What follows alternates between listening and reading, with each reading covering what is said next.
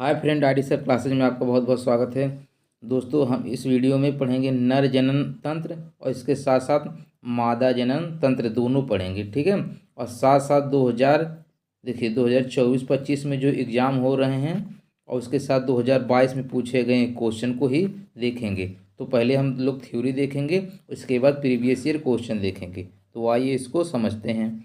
देखिए, नर जनन तंत्र होता क्या है? जनन कोशिका उत्पादित करने वाले अंग, कह रहा जनन कोशिका उत्पादित करने वाले अंग एवं जनन कोशिकाओं के निषेचन यानी फर्टिलाइजेशन के स्थान तक पहुंचाने वाले अंग संयुक्त रूप से जनन तंत्र को बनाते हैं। देखिए, यहाँ से क्वेश्चन है पूछता है। अब यहाँ से जो क्वेश्चन पूछता है उसके बारे में समझते हैं।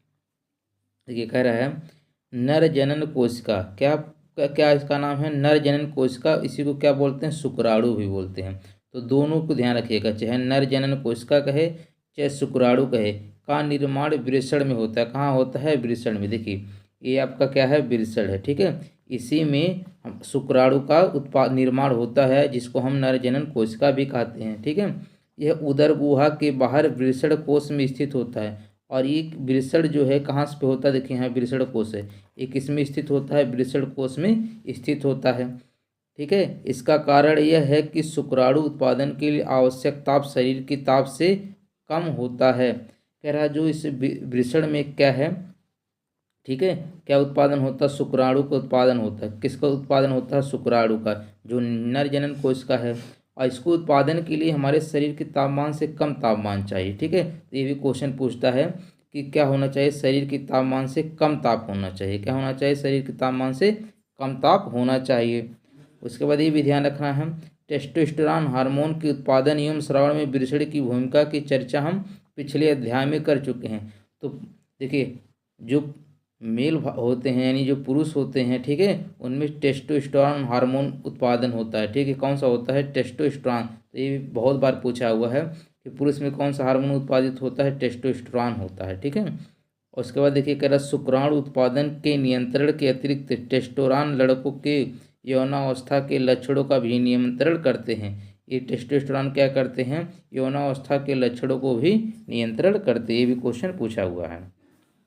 देखिए, इसके साथ ये ध्यान रखना है, उत्पादित शुक्राणुओं का मोचन शुक्रवाहिकाओं द्वारा होता है। जो कह रहे हैं जो शुक्राणु उत्पादित होते हैं, ये किसके माध्यम से इनका मोचन होता है? शुक्रवाहिका यानी शुक्रवाहिनी, ये ध्यान रखा होगा जो, ठीक है। शुक्रवाहिकाएं मूत्राशय से आने वाली नली से जुड़कर एक संयुक्त नली बनाती हैं। ये शुक्रवाहिकाएं जो होती हैं मूत्राशय से आने वाली नली से लगकर एक संयुक्त नली बनाती है। अतः मूत्र मार्ग, ये वाला लाइन आपको ध्यान रखना है। देखिए, अतः जो मूत्र मार्ग और शुक्राणु, ठीक है, फिर अतः मूत्र मार्ग शुक्राणु एवं मूत्र दोनों के प्रवाह का उभय मार्ग है, यानी उभयनिष्ठ मार्ग। किसका? देखिए, मूत्र मार्ग जो होता है और जो शुक्राणु होते हैं, ठीक है, सॉरी, ये जो मूत्र मार्ग होता है, शुक्राणु तथा मूत्र दोनों के प्रवाह का उभय मार्ग होता है। पहले इसके फिगर में देख लीजिए। देखिए, यहाँ से आपका क्या शुक्राणु का निर्माण होगा, ठीक है। ये यहाँ से जाएगा, यहाँ से ऐसे देखिए गया है। तो ये देखिए आपका क्या है, ये देखिए ये आपका मूत्राशय है, ठीक है। तो मूत्राशय से एक लाइन आ रहा है और एक यहाँ से आ रहा है, ठीक है। ये दोनों के लिए उभयनिष्ठ काम का कौन करता है? मूत्र मार्ग करता है, ठीक है। तो दोनों के प्रवाह का क्या उभय मार्ग होता है, यानी मूत्र मार्ग। तो इसको ध्यान रखना, ये काफ़ी पूछा जाता है, ठीक। उसके बाद ये भी ध्यान रखना आपको, प्रोस्टेट तथा शुक्राशय अपने स्राव शुक्रवाहिका में डालते हैं, जिससे शुक्राणु एक तरल माध्यम में आ जाते हैं। इसके कारण इसका स्थानांतरण सरलता से होता है। यह स्राव उन्हें पोषण भी प्रदान करता है। शुक्राणु सूक्ष्म संरचनाएं हैं। शुक्राणु क्या हैं? सूक्ष्म संरचनाएं हैं, जिसमें मुख्यतः अनुवांशिक पदार्थ होते हैं। शुक्राणु में क्या होते हैं? अनुवांशिक पदार्थ होते हैं तथा एक लंबी पूँछ होती है। क्या होती है? उनमें एक लंबी पूँछ होती है, जिससे वो मादा जनन कोशिकाओं की ओर तैरने में सहायक होती है। इसमें क्या होती है? लंबी पूँछ होती है, जिसका क्या काम है? मादा जनन कोशिका में तैरना या वो उसको आगे ले जाना। तो देखिए, इतना ही क्वेश्चन इससे पूछा जाता है। उसके बाद हम लोग देखते हैं मादा जनन तंत्र, ठीक है। मादा जनन तंत्र में देखिए मादा जनन कोशिका, ठीक है। जैसे नर जनन कोशिका था, इसी को क्या बोलते हैं? जिस प्रकार से नर जनन कोशिका होता है उसी प्रकार क्या होता है? मादा जनन कोशिका। इसी को क्या बोलते हैं? अंड कोशिका का निर्माण कहाँ होता है? अंडाशय में होता है। देखिए, ये जो है क्या है, अंडाशय कितने होते हैं, 2 होते हैं। ये भी आपको ध्यान रखना है, ठीक है। एक क्वेश्चन इसमें भी ये ध्यान रखना है, जैसे यहाँ आपको बताए हैं, जैसे अंडाशय 2 होता है वैसे जो वृषण होते हैं ये भी 2 होते हैं, ठीक है। ये भी क्वेश्चन पूछा है, वृषण कितने होते हैं, तो 2 होते हैं, ठीक है। वृषण कितने होते हैं, 2 होते हैं, ठीक है। इसी तरह अंडाशय भी क्या होता है, 2 होता है, ठीक है। अंडाशय कितने होते हैं, 2 होते हैं। देखिए एक अंडाशय इधर होता है, एक अंडाशय इधर होता है। ये कुछ हार्मोन भी उत्पादित करते हैं, ये क्या करते हैं, कुछ हार्मोन भी उत्पादित करते हैं, साथ साथ मादा जनन कोशिका या अंड कोशिका का निर्माण भी कौन करता है, अंडाशय करता है, ठीक है। देखिए अब अंडाशय से क्या होगा, जो अंडा निकलेगा, ठीक है, ये अंडवाहिका के माध्यम से कहाँ जाता है, यहाँ देखिए अंडवाहिका होता है जिसको हम लोग फैलोपियन ट्यूब बोलते हैं, इसके बारे में देख लीजिए, ठीक है। कह रहा है लड़की के जन्म के समय ही अंडाशय में हजारों अपरिपक्व अंडे होते हैं। जैसे लड़की का जन्म होता है, ठीक है, उसके उनके जो ये अंडाशय होता है इसमें हजारों अपरिपक्व अंडे होते हैं, इसमें अपरिपक्व अंडे होते हैं, कितने, हजारों होते हैं। यौन आरंभ में इनमें से कुछ परिपक्व होने लगते हैं। जब यौन आरंभ आता है तो ये क्या होते हैं, कुछ इनमें परिपक्व होने लगते हैं। 2 में से एक अंडाशय प्रत्येक माह एक अंड परिपक्व होता है। कह रहा है दोनों अंडाशय में से, ठीक है, दोनों अंडाशय में से किसी एक में, एक बार इसमें इस महीने में होगा तो अगली बार अगले महीने में इसमें होगा। तो यही कह रहा है 2 में से, यहाँ ध्यान से समझना है आपको कि 2 में से एक, कह रहा है 2 में से एक अंडाशय द्वारा प्रत्येक माह एक अंड परिपक्व होता है। क्या होता है, एक एक अंड क्या होता है, परिपक्व होता है। महीन अंडवाहिका अथवा फैलोपियन ट्यूब द्वारा यह अंडकोशिका गर्भाशय तक ले जाया जाता है, ठीक है। तो ये किसके माध्यम से गर्भाशय तक ले जाया जाता है, फैलोपियन ट्यूब के द्वारा ले जाया जा सकता है, ठीक है। दोनों अंडवाहिकाएं संयुक्त होकर एक लचीली थैलीनुमा संरचना का निर्माण करती हैं जिसे गर्भाशय कहते। कह रहा है दोनों अंडवाहिकाएं, ठीक है, दोनों अंडवाहिकाएं संयुक्त होकर एक लचीली थैलीनुमा संरचना प्रदान करती हैं।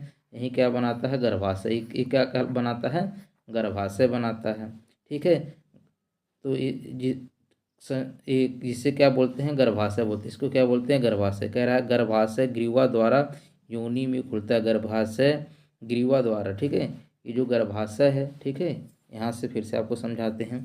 ये जो गर्भाशय है तो यहाँ देखिए ग्रीवा है, ठीक है, ग्रीवा के माध्यम से ही ग्रीवा द्वारा योनि में खुलता है। ये क्या होता है, योनि होता है, ठीक है, योनि में खुलता है। तो ये क्वेश्चन कई बार पूछा है कि जो गर्भाशय होता है, ठीक है, ये ग्रीवा के माध्यम से ही योनि में खुलता है। इसके बाद देखिए इसमें है कि मैथुन के समय यानी सेक्स के समय, ठीक है, शुक्राणु योनि मार्ग में स्थापित होता है, ठीक है। सेक्स के समय जो शुक्राणु होता है योनि के मार्ग में क्या होता है, स्थापित होता है। यानी जब सेक्स के दौरान, यहाँ से देखिए, सेक्स के दौरान जो शुक्राणु होता है योनि के माध्यम से यहाँ पर स्थापित होता है, यही चीज़ इसमें बता रहा है, ठीक। उसके बाद कह रहा है जहाँ से ऊपर की ओर यात्रा करके वह अंडवाहिका तक पहुँच जाते हैं। वो कहाँ तक पहुँच जाते हैं, अंडवाहिका तक पहुँच जाते हैं, जहाँ अंड कोशिका से मिल जाते हैं। ये क्या होता है, जो अंडाशय से, ठीक है, अंड कोशिका निकलता है उससे क्या होते हैं, मिल जाते हैं।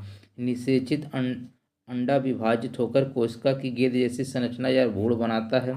भ्रूण गर्भाशय में स्थापित हो जाता है। भ्रूण कहाँ पे स्थापित होता है, देखिए कोशिका की गेंद ये क्या होता है, भ्रूण बनता है। भ्रूण कहाँ होता है स्थापित, गर्भाशय में होता है। देखिए ये जो हिसाब का है, ठीक है, ये वाला यहाँ पर गर्भाशय में स्थापित हो जाता है, यही चीज़ इसमें कहा है। उसके बाद कह रहा है कि भ्रूण गर्भाशय में स्थापित हो जाता है जहाँ यह लगातार विभाजित होकर वृद्धि करता है। जहाँ यह लगातार विभाजित होकर क्या करता है, वृद्धि करता है तथा अंगों का विकास करता है, ठीक है। हम पहले पढ़ चुके हैं माँ का शरीर गर्भधारण एवं उसके विकास के लिए विशेष रूप से अनुकूलित होता है। जो माँ का शरीर होता है गर्भधारण एवं उसके विकास के लिए विशेष रूप से अनुकूलित होता है। अतः गर्भाशय प्रत्येक माँ भ्रूण को ग्रहण करने एवं पोषण हेतु तैयारी करता है। जो गर्भाशय होता है प्रत्येक माह भ्रूण को ग्रहण करने उसको पोषण हेतु तैयारी करता है, ठीक है। इसकी आंतरिक परत मोटी होती है तथा भ्रूण पोषण हेतु रुधिर प्रवाह भी बढ़ जाता है। यही कह रहा है कि जो ये गर्भाशय होता है, ठीक है, ये जो गर्भाशय होता है प्रत्येक माह अपने आप को तैयार करते रहता है, ठीक है। अगर देखिए जब अंडाशय से अंडा निकलेगा तो यहाँ पर आता है, ठीक है, या इसके आने का इंतजार करने के लिए तैयारी करता। अब मान लीजिए यहाँ अब स्पर्म गया ही नहीं, अंडाशय या इसका फर्टिलाइजेशन हुआ ही नहीं तो ये फिर क्या होता है, टूट के गिरने लगता है। ठीक है, इसकी आंतरिक परत मोटी होती है और भ्रूण विकास से रुधिर प्रवाह भी बढ़ जाता है। इसके बाद देखिए, अब यहाँ से एक लाइन आपको ध्यान रखना है, भ्रूण को माँ की रुधिर से ही पोषण मिलता है, भ्रूण को माँ की रुधिर से ही पोषण मिलता है। इसके लिए एक विशेष संरचना होती है जिसे प्लेसेंटा कहा जाता है। ये लाइन ध्यान रखिए, कई बार पूछा है, भ्रूण को माँ की रुधिर द्वारा ही पोषण मिलता है। ठीक है, एक विशेष संरचना होती है जिसे क्या बोला जाता है, प्लेसेंटा बोला जाता है। इसको जरूर ध्यान रखिएगा। और देखिए यहाँ से और क्या पूछा हुआ है, ये आपको ये ध्यान रखना है।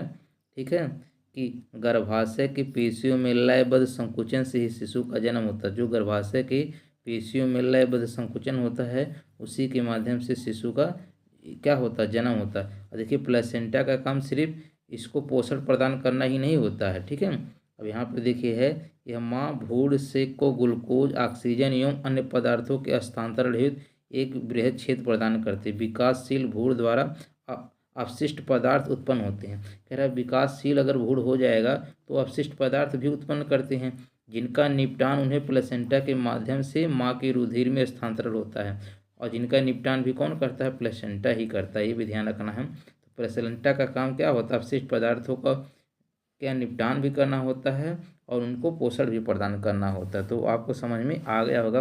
अब चलिए देखते हैं इससे जो क्वेश्चन पूछे गए हैं। ठीक है, कह रहे वृद्धि हार्मोन का कार्य क्या है, तो वृद्धि हार्मोन का क्या काम है, यह सभी अंगों के विकास को उद्दीपित करता है। तो इसको सिंपल में आप समझ जाएंगे, वृद्धि हार्मोन क्या करता है, सभी अंगों के विकास में उद्दीपित करता है। उसके बाद देखिए कह रहा है कि अंडाशयों द्वारा नियंत्रित कार्य से संबंधित सही विकल्प का चयन करें। तो अंडाशय द्वारा क्या होता है, किसका नियंत्रित किया जाता है, मासिक धर्म का। किसका नियंत्रित किया जाता है, मासिक धर्म। ठीक है, जो हर महीने होते हैं। ठीक है, महिलाओं में हर महीने क्या होते हैं, मासिक धर्म होते हैं। अगला क्वेश्चन है कि निम्नलिखित में से नर जनन तंत्र से संबंधित कौन सा कथन सही है। नर जनन तंत्र से संबंधित कौन सा है, तो देखिए विरसल टेस्टोस्टेरोन हार्मोन का स्राव करता है। आपके बताए हैं कि पुरुषों में कौन सा हार्मोन निकलता है, टेस्टोस्टेरोन निकलता है। ठीक है, यही क्या है, सही है। बाकी देखिए शुक्राणु का निर्माण शुक्राशय में होता है। ठीक है, शुक्राणु का निर्माण शुक्राशय में नहीं होता है, कहाँ पे होता है, वृषण में होता है। ठीक है, कहाँ पे होता है, वृषण में होता है। ठीक है, वृषण उदर गुहिका में स्थित होता है। भाई वृषण क्या होता है, उदर गुहिका में नहीं होता, उदर गुहिका के बाहर होता है।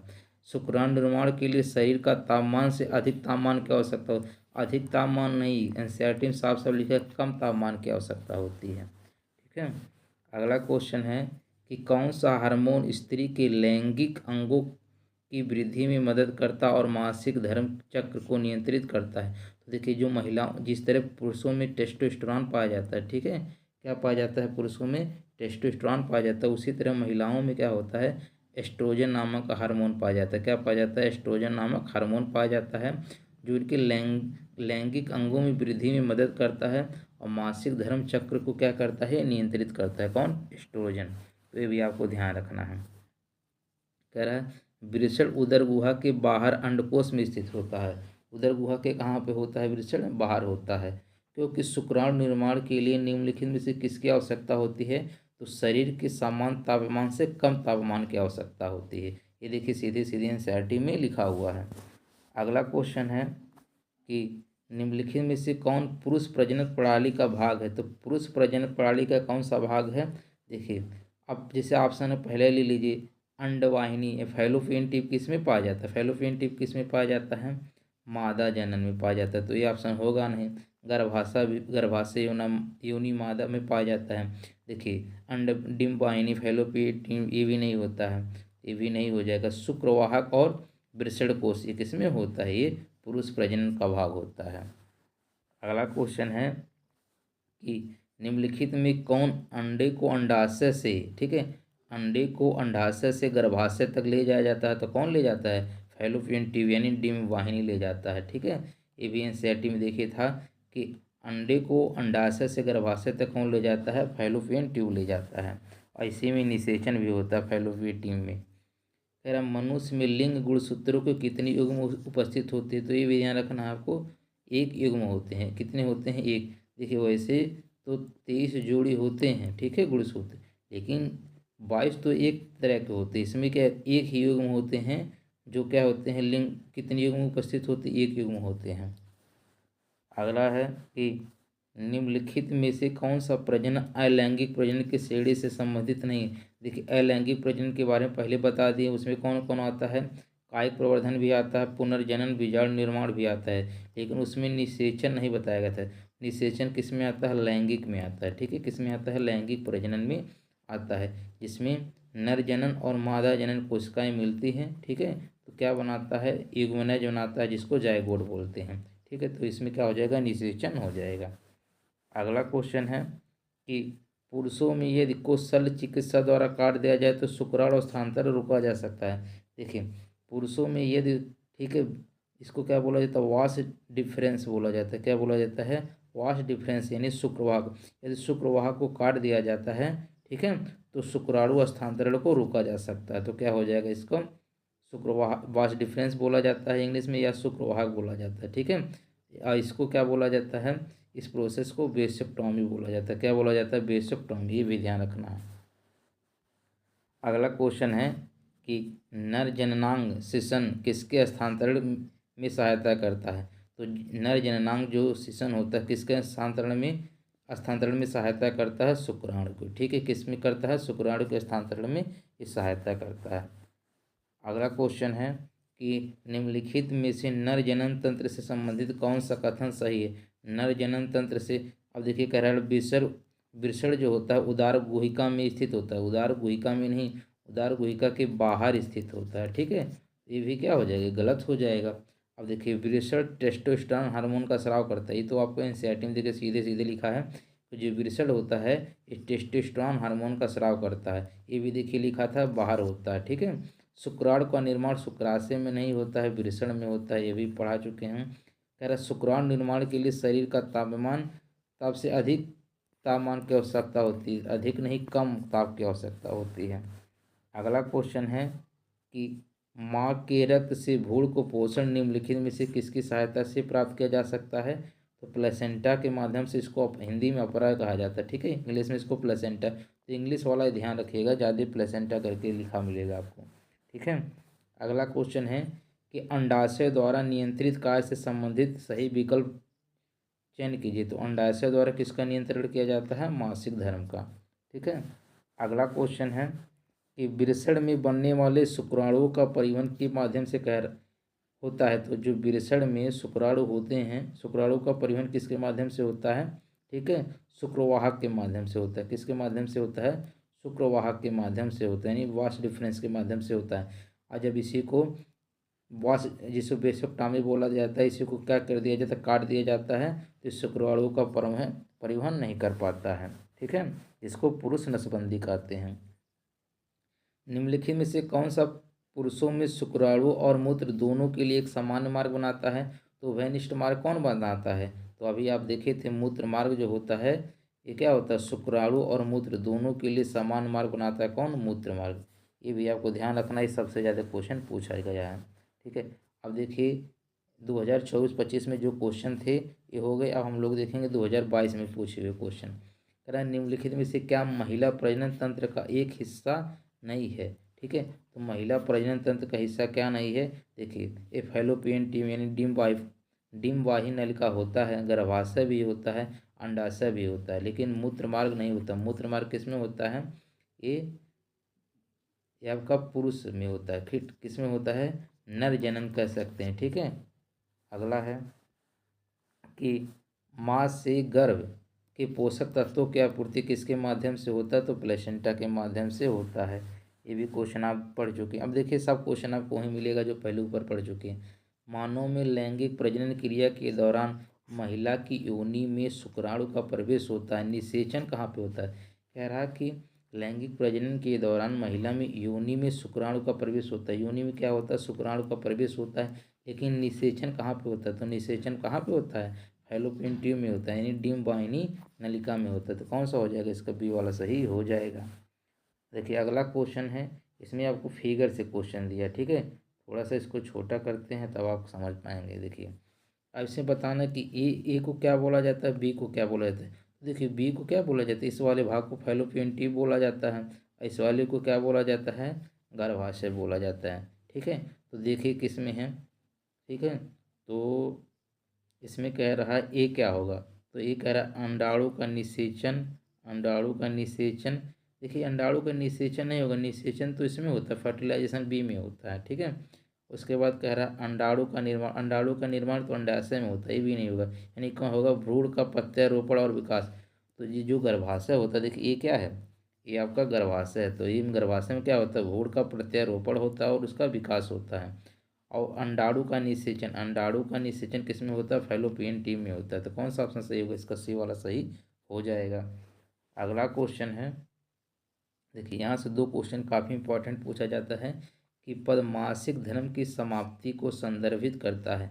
तो देखिए जैसे कोई नौकरी में है, तो अगर वो रिटायर होता है तो उसको क्या बोलते हैं, सेवानिवृत्ति बोलते हैं। क्या बोलते हैं कि सेवानिवृत्ति बोलते हैं। ठीक है, तो अगर वो सेवा से जा रहा, निवृत्ति मतलब छूट खत्म हो रहा है, तो सेवा से उसको निवृत्ति मिलती है, तो उसको क्या बोलते हैं, सेवानिवृत्ति। उसी तरह कह रहा है जो मासिक धर्म होता है इसकी समाप्ति होती है तो उसको क्या बोलते हैं, रजोनिवृत्ति बोलते हैं। स्टार्ट जो होता है उसको क्या बोलते हैं, रजोदर्शन। ठीक है, ठीक है, तो उसको क्या, स्टार्टिंग को रजोदर्शन बोलते हैं और जब समाप्ति होती है तो रजोनिवृत्ति बोलते हैं।